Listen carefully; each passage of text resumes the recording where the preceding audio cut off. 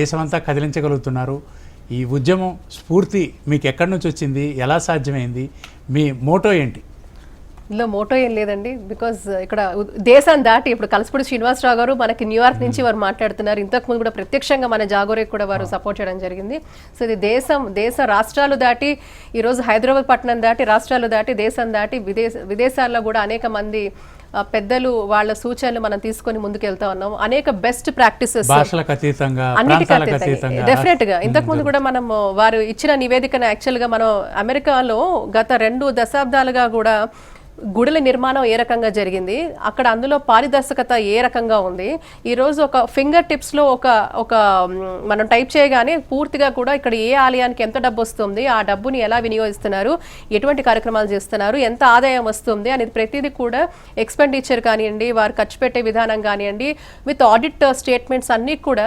అంటే విదేశాల్లో ఉన్న ఆలయ పరిస్థితి కూడా మనం ఈరోజు చూసుకునే పరిస్థితి. కానీ ఈరోజు దుస్థితి ఏంటంటే ఇక్కడ మన రాష్ట్రాలలో ఇటువంటి పద్ధతి ఎప్పుడు అవలంబించలేరు. ఈరోజు కూడా మీరు చూడండి, టైప్ చేసి చూడండి, 4-5 ఆలయాలు. ఎప్పుడు మన తెలంగాణ తీసుకుంటే యాదాద్రి నరసింహస్వామి క్షేత్రము, లేకపోతే మనకి కేసరగుట్ట క్షేత్రం, లేకపోతే కొన్ని క్షేత్రాల మాత్రమే మాట్లాడతాం. కానీ మన తెలంగాణ రాష్ట్రం తీసుకున్నా, ఆంధ్రప్రదేశ్ రాష్ట్రం తీసుకున్నా, ఆంధ్రప్రదేశ్ అంటే కీలకంగా మనం అందరం ఆడేది తిరుపతి గురించి మాట్లాడుతూ ఉంటాం. కానీ సింహాచలం ల్యాండ్స్ కూడా అభినందించడానికి విశాఖ నుంచి కాచాయని గారు లైన్లో ఉన్నారు. కాచాయని గారు, మీరు జాగో కార్యక్రమం చూస్తుంటారు కదా, యమునా పాఠక్ గారి స్ఫూర్తి మీకు ఎంతవరకు అందుకున్నారు? ఈ స్ఫూర్తితో మీరు ఏం మాట్లాడదలుచుకున్నారు మేడం గారితో? అమ్మా నమస్కారం. అమ్మా నమస్తే అమ్మా, నేను వైజాగ్ నుంచి మాట్లాడుతున్నానమ్మా.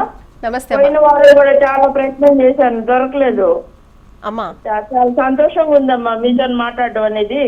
అమ్మా నాకు వాళ్ళంతా పెద్ద చదువుకున్న వాళ్ళు ఏమో చెప్తున్నారు, నాకు అంత అర్థం కాదమ్మా. నాకు మీరు ఏదైతే బాట చూపించారో మన గుళ్ళు ఇవన్నీ బాగు చేసుకోవాలి, మన గుళ్ళని మనమే మంచిగా చూసుకోవాలని చెప్పారు కదా మీరంతా.